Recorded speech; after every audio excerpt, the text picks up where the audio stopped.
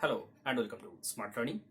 আজকে আমরা ইন্ডিয়ান পলিটির অত্যন্ত গুরুত্বপূর্ণ একটা অংশ কনস্টিটিউশনাল বডিজ অর্থাৎ সংবিধান স্বীকৃত যে সমস্ত সংস্থাগুলো রয়েছে সেই সম্পর্কে জানবো।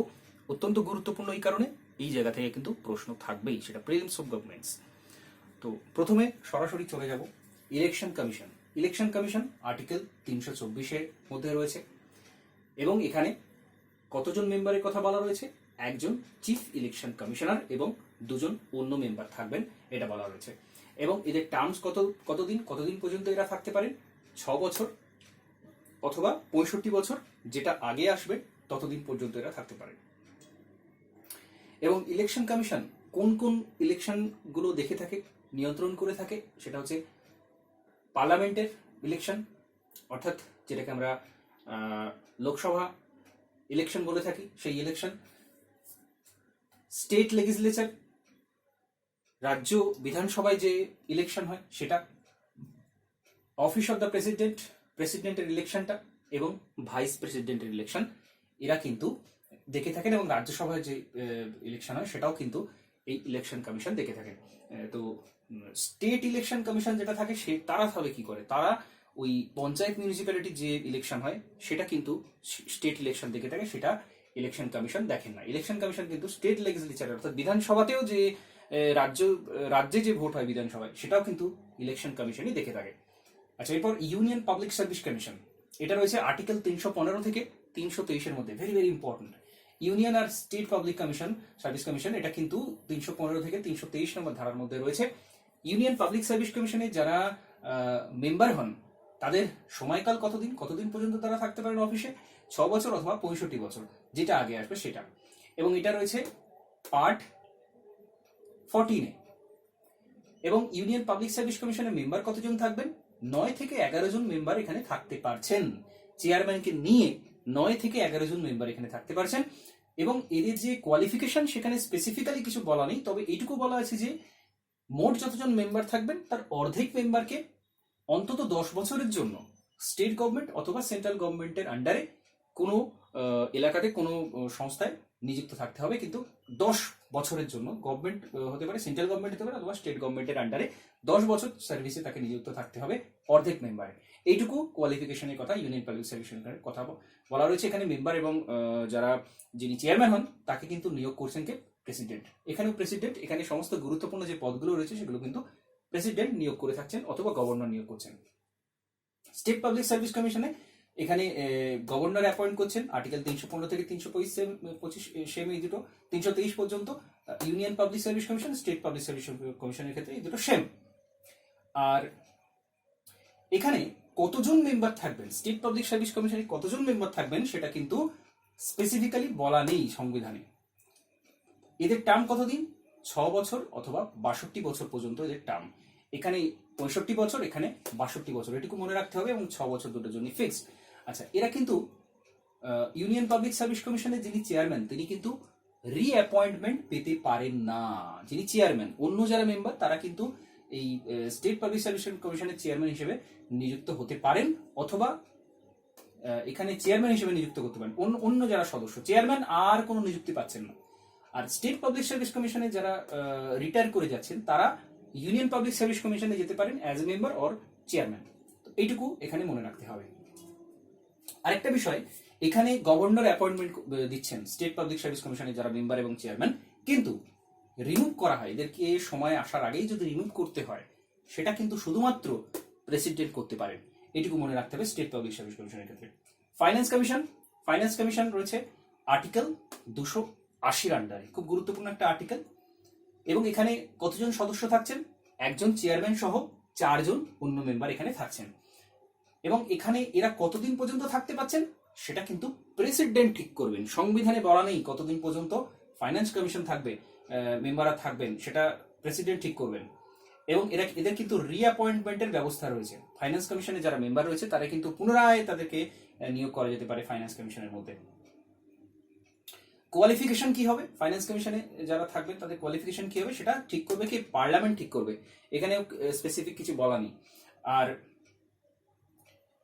ফাইন্যান্স কমিশন যেটা রেকমেন্ড করবে, অর্থাৎ এই স্টেটগুলোকে, রাজ্যগুলোকে যে রেভিনিউ যেটা এলো সেটা বন্টনের বিষয়টা বলে থাকে ইলেকশন ফাইন্যান্স কমিশন।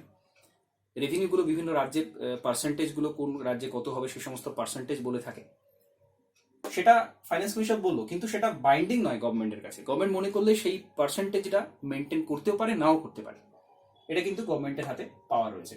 তো ফাইন্যান্স কমিশন হলো। এবার national commission for AC and ST, এটাও একটা সংবিধান স্বীকৃত পদ। আর্টিকেল 338-এ রয়েছে ন্যাশনাল কমিশন ফর এসি, 338-এর এতে রয়েছে ন্যাশনাল কমিশন ফর এসটি। আচ্ছা,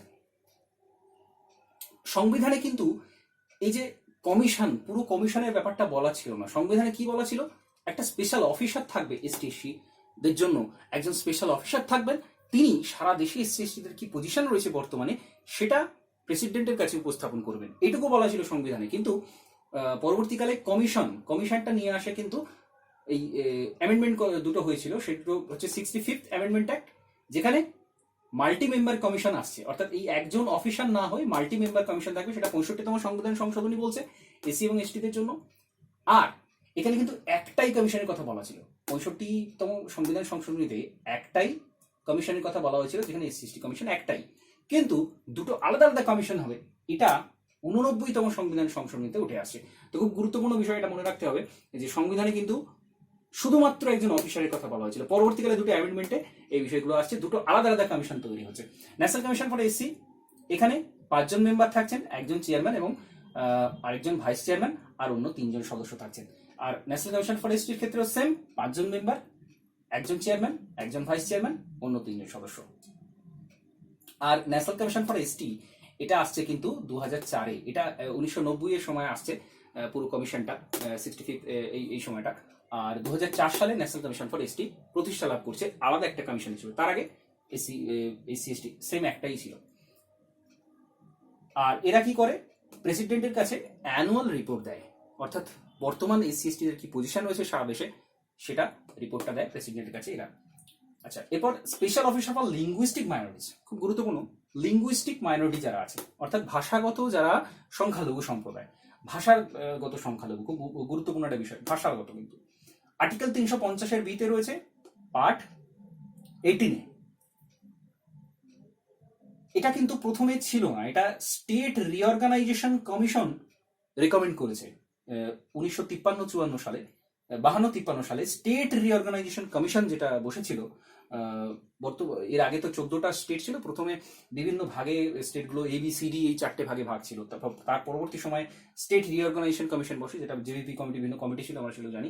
তো সেই সময় এই special officer for linguistic minorities এর কথা বলা হয়, এবং এই অফিসারকে কে নিযুক্ত করছেন, প্রেসিডেন্ট নিযুক্ত করছেন, এবং এই যে হেডকোয়ার্টার রয়েছে এই লিঙ্গুইস্টিক মাইনরিটি অফিসারের যে হেডকোয়ার্টার রয়েছে সেটা রয়েছে এলাহাবাদ, উত্তরপ্রদেশ। খুব গুরুত্বপূর্ণ একটা ইনফরমেশন। এরপর controller and auditor general of India, খুব গুরুত্বপূর্ণ একটা পদ, এবং B.R. আম্বেদকর বলছেন এটা সংবিধানে যত পদ রয়েছে তার মধ্যে সবচেয়ে বেশি গুরুত্বপূর্ণ হচ্ছে controller and auditor general of India. কেন? কারণ সরকারের সমস্ত আয় ব্যয়ের হিসেব ঠিকঠাক আছে কিনা, consolidated fund, contingency fund, public account সবকিছু ঠিকঠাক হিসাব মতো ব্যয় করা হচ্ছে কিনা, কোথাও কোনো গরমিল আছে কিনা সেটাকে দেখছেন, সেটা দেখছেন controller and auditor general of India. ওনাকে অ্যাপয়েন্ট করছে প্রেসিডেন্ট, টার্ম হচ্ছে 6 বছর বা 65 বছর পর্যন্ত, এবং উনি কিন্তু আর কোনো গভর্নমেন্ট অফ ইন্ডিয়ার আন্ডারে কোনো নিযুক্তি উনি পেতে পারেন না। ডিউটিস এন্ড পাওয়ার খুব গুরুত্বপূর্ণ, কি করছেন উনি, consolidated fund, contingency fund, public account of India and states, শুধুমাত্র ইন্ডিয়ার ভারতের যে কেন্দ্রীয় সরকারের যে ফান্ডগুলো সেটা নয়, স্টেটের যে ফান্ড আছে সেটাও কিন্তু উনি অডিট করছেন, controller and auditor general of India, CAG যেটা আমরা শর্ট ফর্মে বলি। উনি কিন্তু স্টেটেরও অডিট করছেন, এটা মনে রাখতে হবে। He is responsible only to the parliament, তিনি কিন্তু শুধুমাত্র পার্লামেন্টের কাছে রেসপন্সিবল। আচ্ছা, এরপর attorney general of India. Attorney general সর্বোচ্চ যিনি আইনের দিক থেকে যিনি সর্বোচ্চ পদে থাকছেন তিনি attorney general of India. Article 76 রয়েছে তার কথা, এবং তিনি প্রেসিডেন্ট তাকে অ্যাপয়েন্ট করছে। তার কিন্তু তিনি কতদিন পর্যন্ত থাকতে পারবেন সেটা কিন্তু কোথাও সংবিধানে বলা নেই,